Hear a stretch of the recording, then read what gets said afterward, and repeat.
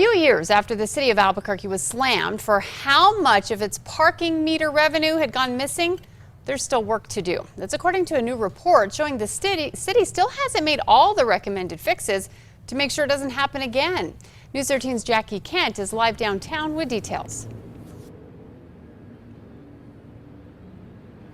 Kim, the new audit says the city still needs to keep better track of when the amount of money put into these meters doesn't match up with the collection reports. I use the parking meters every day. Like them or not. I do appreciate the debit card option. That's cool because I never hold change. They last a couple hours and then you got to come back and pay again, so it's kind of difficult to continue going to your car when you're at work. Inserting change or a card at any of Albuquerque's 1,300 parking meters is a familiar practice for many, from downtown to Nob Hill. But what if some of that money isn't making it back to city coffers? A new audit shows the Department of Municipal Development needs to reconcile its collection reports to the actual funds received from the parking meters, a problem that dates back at least 3 years. A 2016 audit compared what the meters said they were taking in against what workers said they were collecting from the meters. The collections were thousands of dollars short, and that was only a small sampling. That's very worrisome that money is not being accounted for.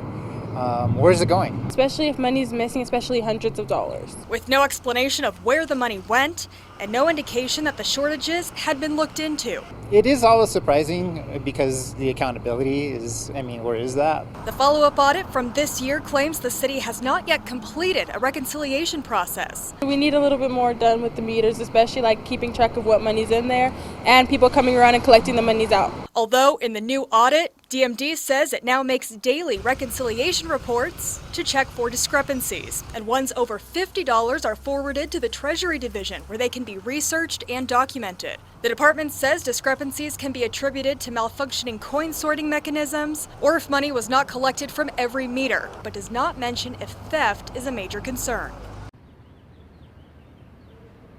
We reached out to the city auditor to ask if he's still concerned about discrepancies. He just replied, he says it will remain a concern until the recommendation is fully implemented. Kim, back to you. Okay, thanks, Jackie. Now, since the original audit, the parking division now explains increases and decreases in parking meter revenue each quarter to the Office of Management and Budget.